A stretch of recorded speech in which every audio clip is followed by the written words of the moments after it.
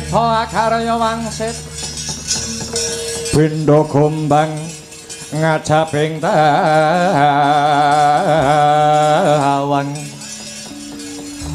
susung angin ngendi nggone miwang galiyeng kanggung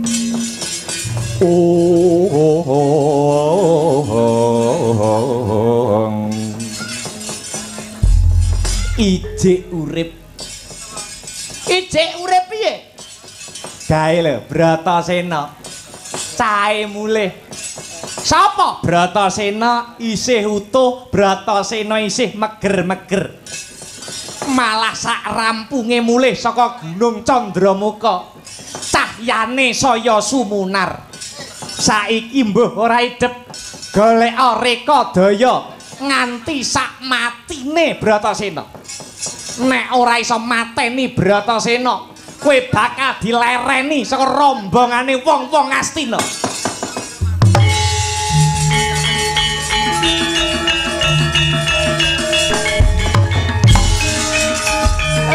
mati aku piye iki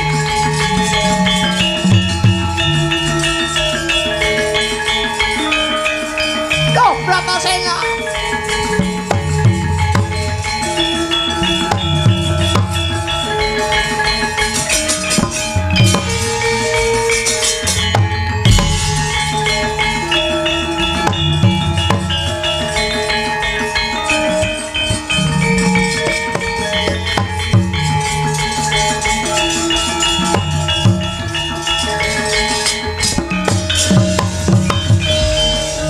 Wang-wang kumpul batang gedhe sayang gonggoro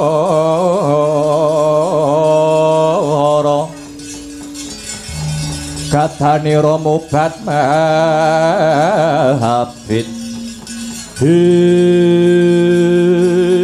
lole piye kabar kawusanane Bratasena Durna guruku aku ketemu Indra lan Bayu Dewaku kang mimbo dadi buta ngalas jebul kayu gungsu suwing angin iku mung sanepan lan tulodo ingkang kabeh mau sejatine wis ndak tindakake mula Guru Durna tetep ana pangandikamu mara enggal Wedarna janjimu yen Bratasena wis kelakon goleki kayu gungsu sing angin bakal kok wedarke ilmu sangkan paraning dumadi. Syarate kurang siji Bratasena. Lan syarate iki luwih abot merga tataran ilmu kasampurnan iki ora sadengah titah bisa nglakoni. Penadyan syarat sak banjuri luwih abot Bratasena tetep bakal mangkat. Golek ana banyu suci Pawitra Sari utawa tirta mahaning suci. Mapane ana sadroning Samudra Minangkabau ya Samudra Kidul. Merenggal golek ana Bratasena pangestune Durna guruku kang ndak suwun.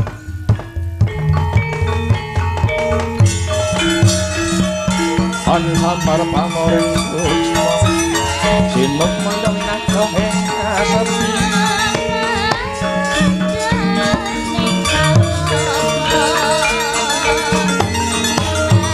nimbang balenging rabu pambukane karo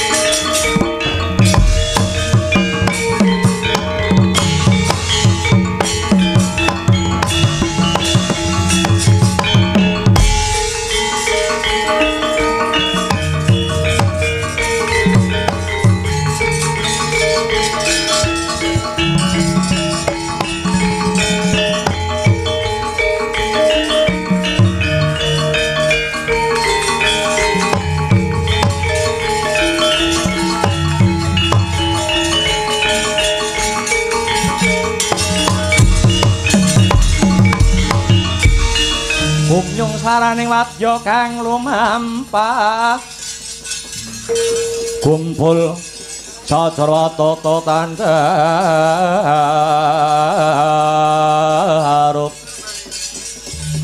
ong deni rama parana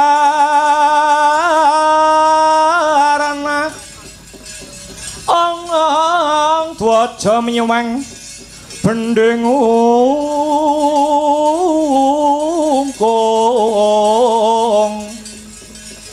risang karata marama kang minangka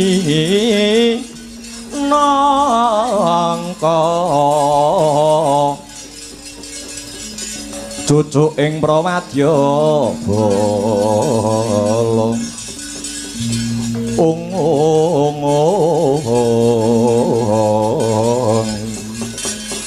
Paman Harya Sengkuning kang sampun mijil wonten ing Jawi Kang Putra Tirta tinalang kepareng cumadong dawuh Paman Harya Sengkuning kula pun surtayu cumadong dawuh kados pundi paman wigatosipun anggen paduka sowan wonten ing pertapan Sukalima nggih pertapan Sukapanca angsal damel menapa mboten lan menapa ingkang dados wasing pirembakan paman Patih Harya Sengkuning kula Kang Putra pun Kartamarma cumadong dawuh Kartamarma surtayu lan kabeh Kurawa sing tak tresnani ing ripalungguhan iki wasing perkara ya kuwi Kakangmu Jaka Pitana Ratu ing negara Ngastina anggone menggalih utawa mikirke gurumu Pendhita Sukalima ya kuwi Pendhita Durna anggone ripalungguhan iki sinuwun Duryudana menggalih kenang apa kok Begawan Durna kok minterke Bratasena minterke para Pandhawa kamangka Pendhita Durna kuwi awan kang sarta bengine sing ngopeni dhuwit saka negara Ngastina Pertapan Sukalima kaiso ngadeg jejeg Pertapan Sukalima kaiso magrong-magrong merga diglontor dhuwit saka negara Ngastina nanging anggone mulang katone bot sih utawa bot sisih Pendhita Durna luwih minterke para Pandhawa utamane murite sing paling ditresnani ya kuwi penenggak Pandhawa si Bratasena mula kalamun Bratasena pinter Kurawa tetep bodho iki mengko sok reja-rejaning jaman kalamun wis dinangka ing jagat kelakon perang gedhe kang winastan Baratayuda Jaya binangun tan murunga Pandhawa bakal unggul Kurawa bakale mawut mula aku dinuta kelawan sinuwun ing Ngastina pimrih mbuh piye carane mbuh piye reka dayane Pendhita Durna supaya tegel mentala mateni murite sing ditresnani ya kuwi panenggak Pandhawa si Bratasena lajeng kados pundi paman lereking lelampahan kados pundi lah iki Pendhita Durna sekawit ngeloropke Bratasena kon mlebu ana ing sajroning alas kang winastan alas Trik Basara lengkeing gunung Candramuka alas angker wingit alas gung liwang-liwung nanging kodrating pangeran Bratasena ora sirna Bratasena malah mulya Bratasena ora mati ning Bratasena malah mukti Bratasena isih meger urip mula aku wis ngancam ngincim Pendhita Durna yen Bratasena ora iso dipateni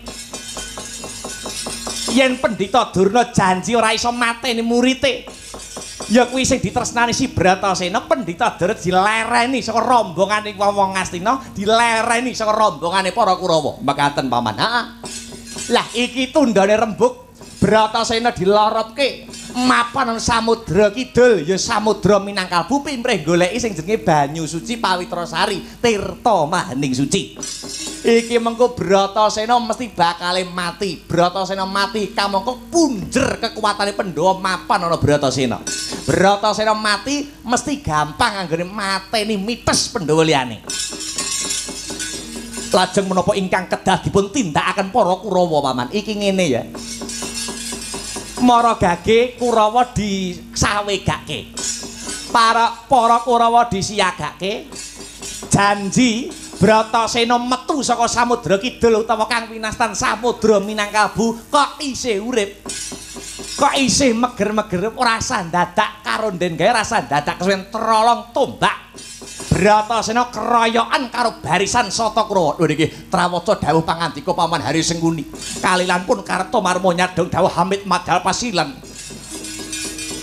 Arsa ngestu padha dawuh pangandika Paduka ya aja kaya bocah cilik pisan dandan kaping pindho nglumpuk kaping 3 kabodholake. Pimpinan barisan Kurawa ya Kartomarma niki ngestaken dawuh aja nganti tunda bima. Kumre kang bala lumares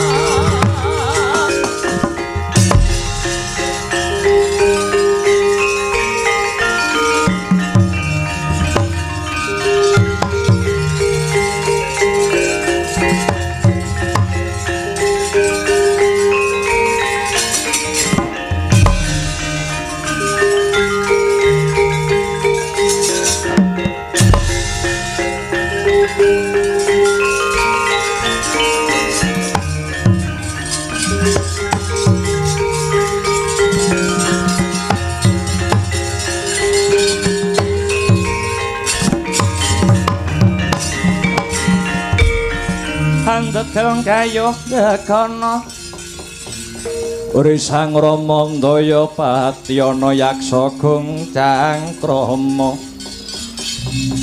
namane wil katak sini jejagi jroning wareh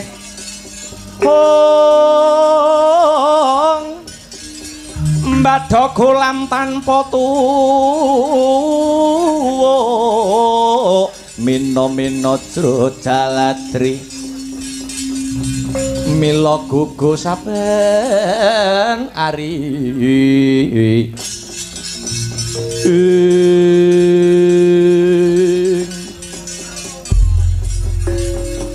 nyuwun sewu ketingal lonjong mimis ingkang dados lampahipun melar mingkus ingkang dados ambekanipun menawi mboten sisip ing pamawas punika sajak Raden Permadi inggih Raden Kiritin ingkang mlaku ngenremangulon wonten wigatos menapa Raden sajak wonten gembolaning perkawis ingkang kineker Kakang Rama Ndayapati kados pundi Raden lakuku ngenremangulon ora ana sing tak upadi awit aku ngestu padha dawuh pangandikane Ibu Kunti Talibrata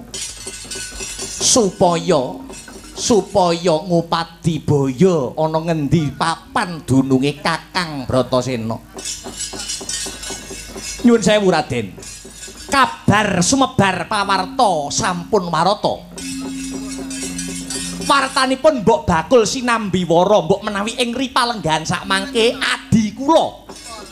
Nuwun inggih Yayi Bratasena nedeng Puruhita utawi Suwita meguru dhateng Pendhita Sukalima Pendhita Danyuwang Durna mangkono Kakang Rama Ndayapati lho nggih nanging jubriyaning penggalihipun pun anoman kula gadah raos jubriya arepa dikaya ngapa lan kepiye Begawan Durna menika pendhita tandurane Kurawa niki mengke sisip sembire luput katuranggane saged glandang carang saka pucuk kriwikan dadi grojokan gojekan dadi tangisan maknane kaya piye Kakang Rama Ndayapati maknanipun saged kemawon niki mengke Bratasena diloropke kalian Pendhita Durna awit saking perintahipun para Kurawa mangkono Kakang lho niki lah banjur prayogane iki kepiye sumangga kula kanthi tumuju kemawon wonten ing Pertapan Sukalima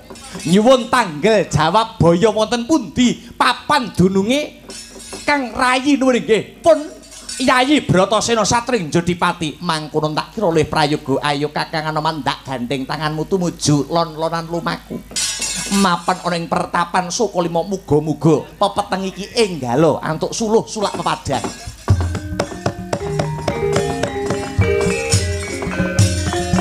sigra kantut merkut ngembat patang raposo mungso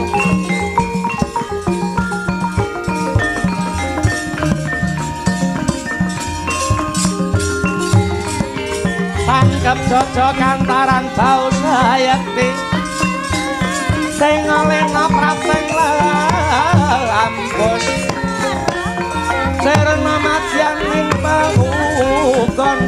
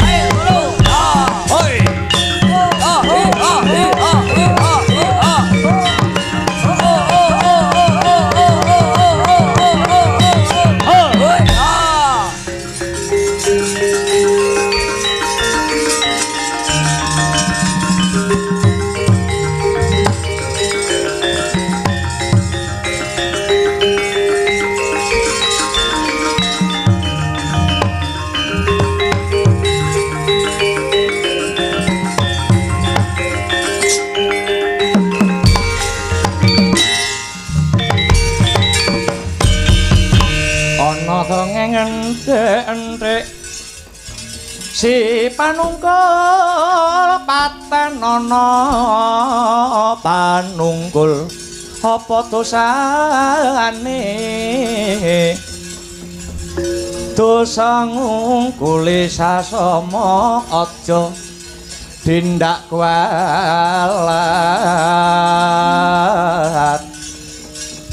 lah iya bener kandhamu lali sumber ketikasan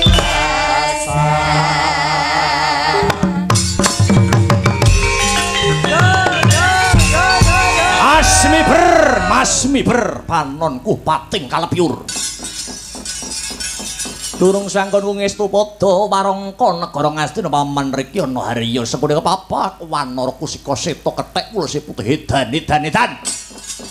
ora panglingan oman Rama Ndaya pati pendhita saka Kendhali Sada pancen bener iki karta marma sing dadi pepalang yo sumedya laku marep menyang endi Anoman arep tumuju ning pratapan Sukalima perlune ngadhep marang pendhita Durna tak takoni ana ngendi papan dununge Bratasena kang sawetara wanci dina iki meguru Puruhita utawa Suwita marang pendhita Durna kowe ora usah nyampuri wong kang lagi meguru Bratasena meguru mbok ya ben kowe ora usah melu-melu celeng baluten kebo latangan yen kono tak pringgake kanthi becik luwih becik minggato yen isih kepengin nyawang soroting srengenge yen isih pengin ngemok legining kula wis dadi tekade Anoman ora bakal bali yen durung gandeng tangane adhiku Bratasena wani karaku entek wedine garwane edan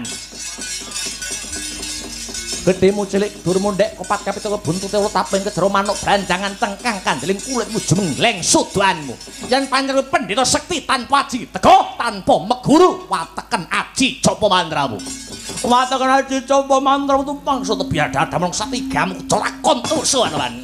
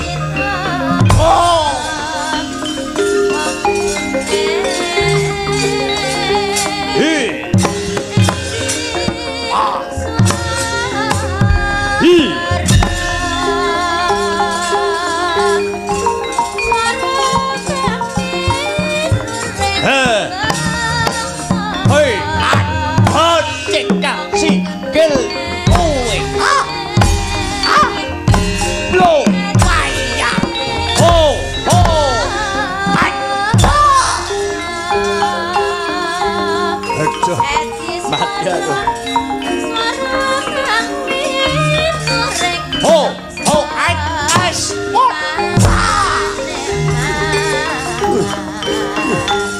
Hai. Ho, het, ho, he, ho, ho, ho, het, ais, ho, ah, ah, ah.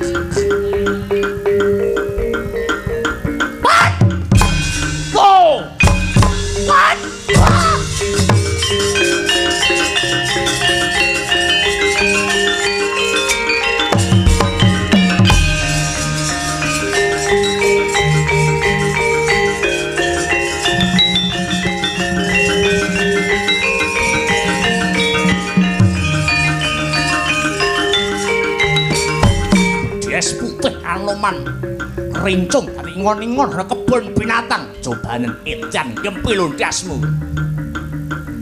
He. Hot. Ah. Oh. Hot. Ah. He. Ah. Oh, ha. On. Os. Wai. Oh.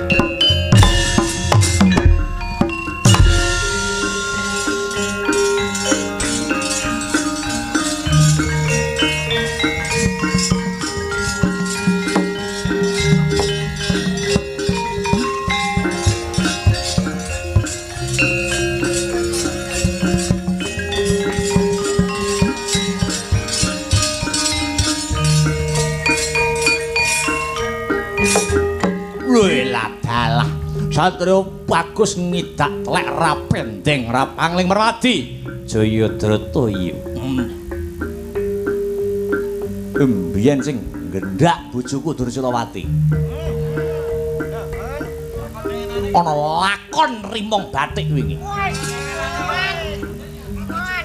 Kelemben-kelemben. Roti-roti biyen-biyen saiki.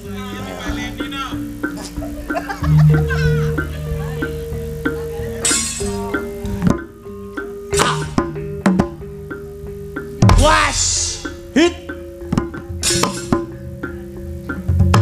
Oh, hit.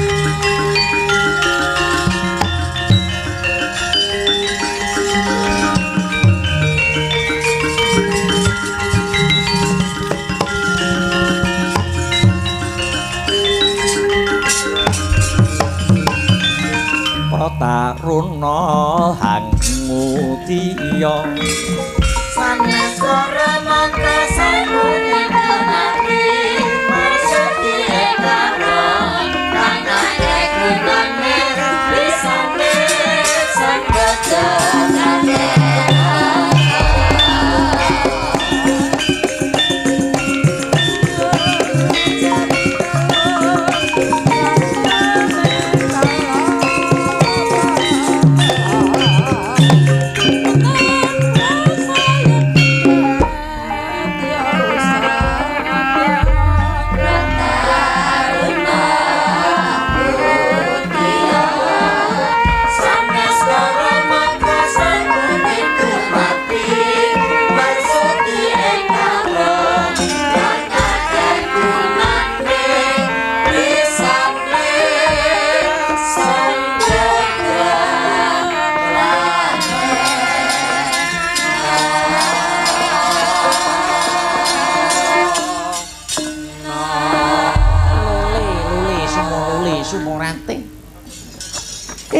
lamun ndak sawang kaya muridku bocah bagus Permadi ana apa nggih bocah bagus Kakang kula Bratasena mapan dhateng pundi kakangmu Bratasena dina iki ambyur ana sajroning Samudra Kidul kang winastan Minangkabau goleki banyu suci pawitra sari tirta mahening suci kanggo srana wedharing kapro sangkan paraning dumadi aja kuwatir rasamu ya nang cah bagus Permadi Samudra Kidul menika samudra ingkang gawat kliwat-liwat pingit kepati-pati menawi Kakang Bratasena cilik dumugining sakit gedhe dumugining pejah paduka kedah saged tanggung jawab. Waduh, kedrawasan.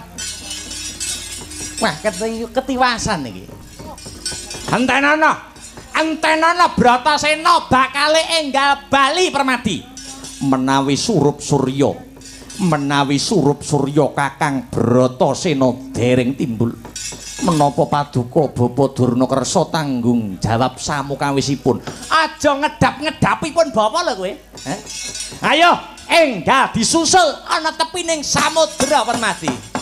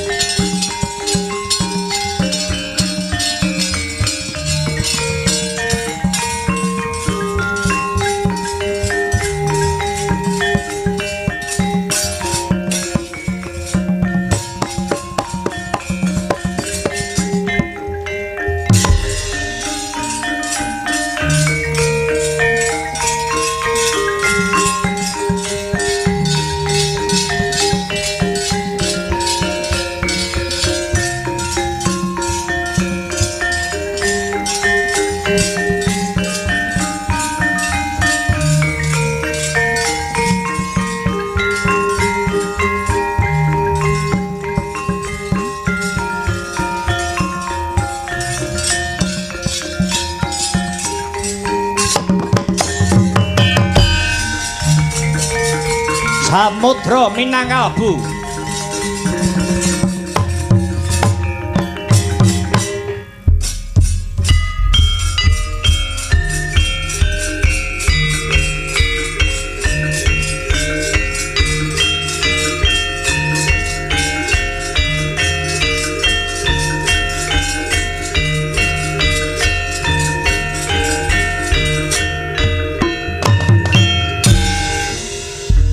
Yo, mbacotake lampah risang Bratasena.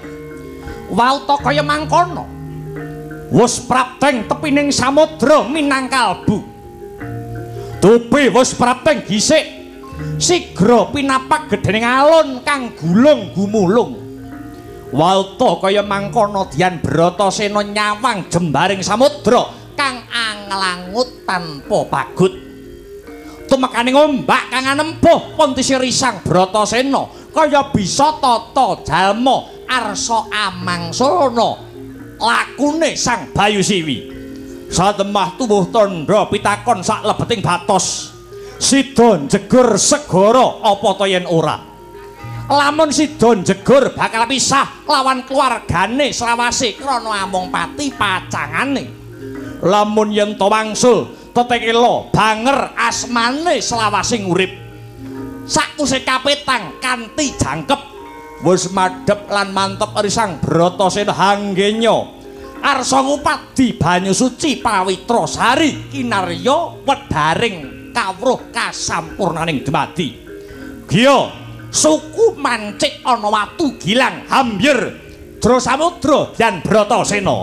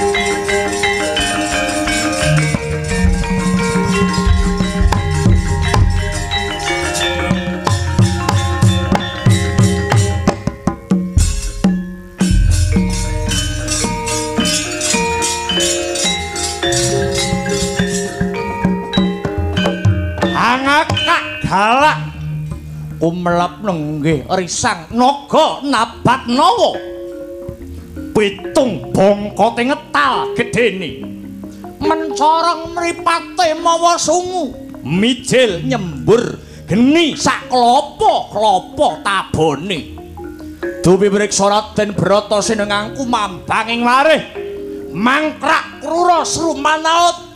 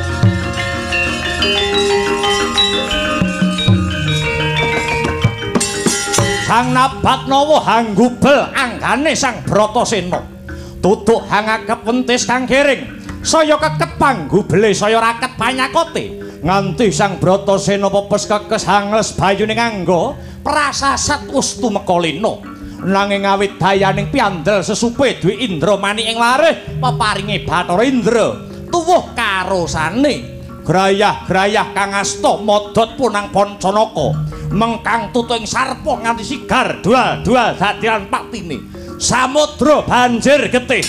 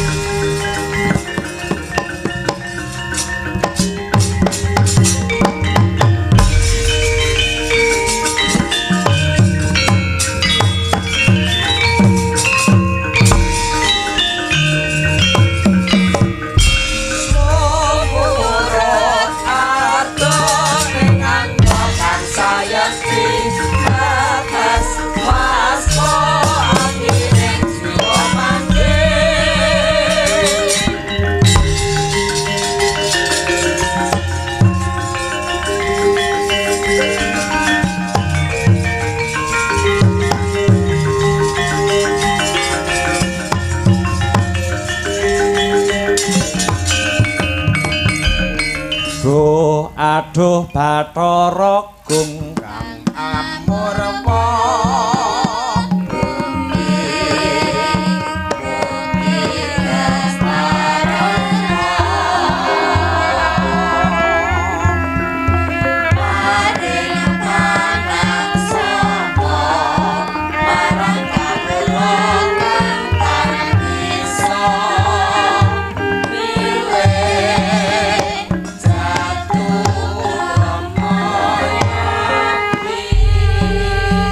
bocah bajang kang umambang sajak wis ngerti marang Bratasena.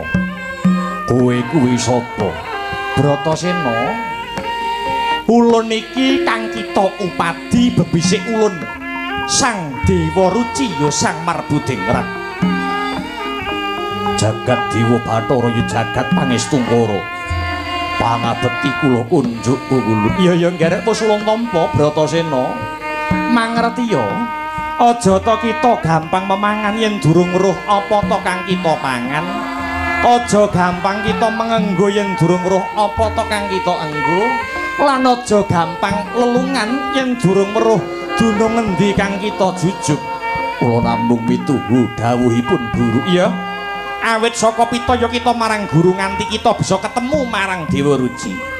Kang kita upadi banyu suci Pamitra Sariku amung pralampita.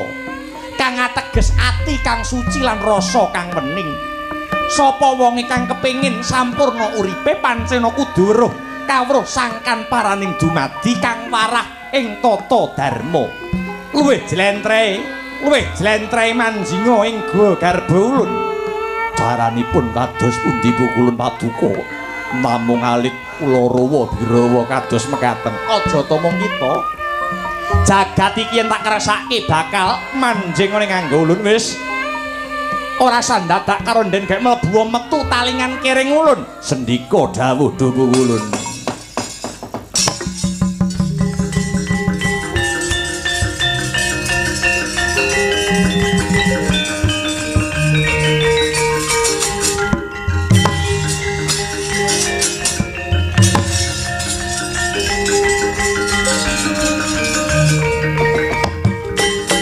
Wes manjing